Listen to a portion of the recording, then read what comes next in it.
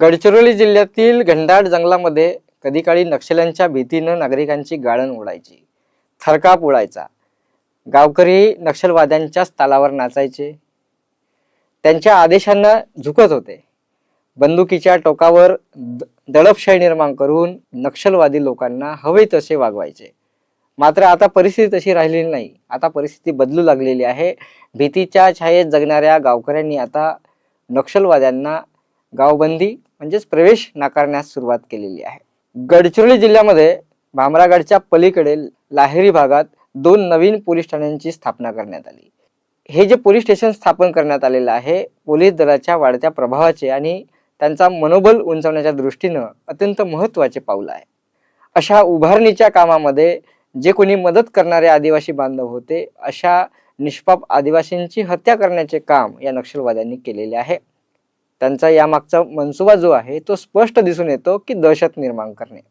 या घटनेनंतर परिसरातील काही गावांनी एकत्रित येऊन नक्षलवाद्यांना प्रवेश नाकारण्याचा ठाम निर्णय घेतलेला दिसून येतो।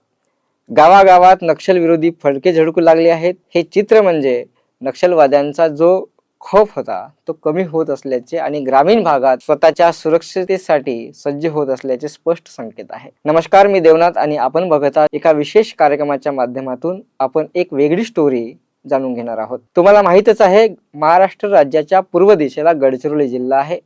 घनदाट जंगल आहे, दरीखोऱ्या आहेत, आदिवासी बांधव जगतात आणि अशा घनदाट जंगलामध्ये लपून बसलेल्या माओवादी संघटनेकडून मोठ्या प्रमाणात क्रूर कृत्य करण्याचे काम सुरू असते। माओवादी संघटनेच्या माध्यमातून एखादी त्यांचा पदाधिकारी पोलीस चकमकीमध्ये मारला गेला, त्याच्या स्मरणार्थ स्मारक बांधण्याची एक परंपरा आहे त्यांची। बिजापूरमध्ये माओवाद्यांनी जवळपास 62 फूट उंच स्मारक बांधले होते। हे स्मारक म्हणजे देशातील सर्वात मोठे नक्षल स्मारक म्हणून ओळख देखील होती। मात्र देशातील हा माओवाद नक्षलवाद संपवण्याच्या दृष्टीनं एक महत्त्वाचे पाऊल त्यावेळेस घेण्यात आले, ते म्हणजे हा स्मारकच उद्ध्वस्त करून टाकला। हा स्मारक इतका मोठा होता की त्या स्मारकाला पाडण्यासाठी स्फोटकाचा वापर करण्यात आला। माओवाद्यांचे आश्रयस्थान समजल्या जाणाऱ्या अतिदुर्गम भागामध्ये जसे की पेनगुंडा असेल, नेलगुंडा असेल, कवंडे असेल, इथेही माओवाद्यांनी स्मारके बांधली होती। ती स्मारके उद्ध्वस्त करून त्या ठिकाणी पोलीस स्टेशन बांधण्याचे, पोलीस मदत केंद्र किंवा पोलीस चौकी स्थापन करण्याचे काम महाराष्ट्र पोलीस, गडचिरोली पोलिसांनी केलेले आहे। यातून गडचिरोली पोलीस दलाने परिसरातील नागरिकांमध्ये एक सुरक्षिततेची भावना निर्माण करण्याचा प्रयत्न केलेला दिसून येतो।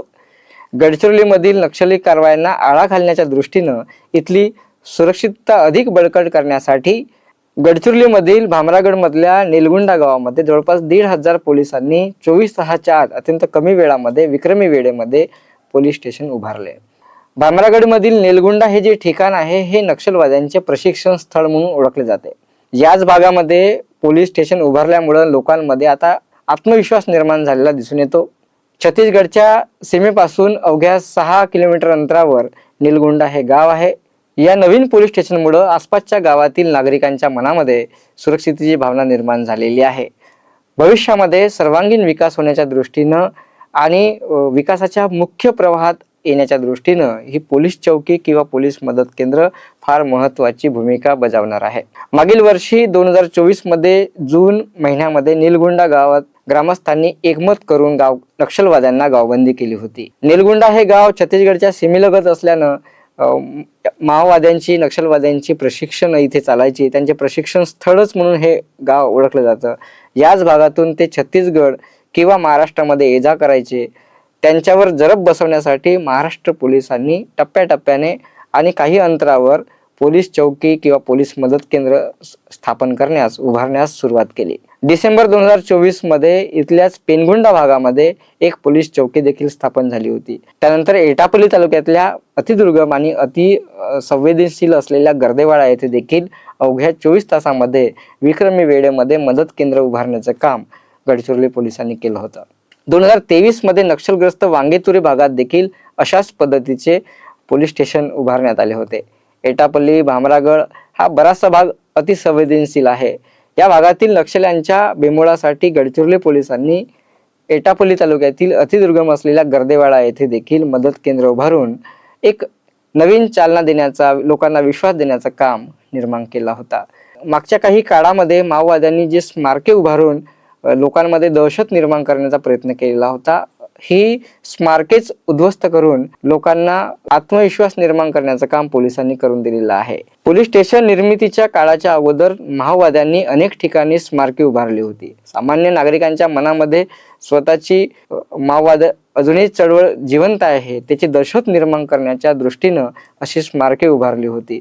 जागोजागी असलेली ही स्मारके आता पोलिसांनी उद्ध्वस्त करून त्या ठिकाणी पोलीस चौकी निर्माण करण्याचं काम सुरू केलेलं आहे.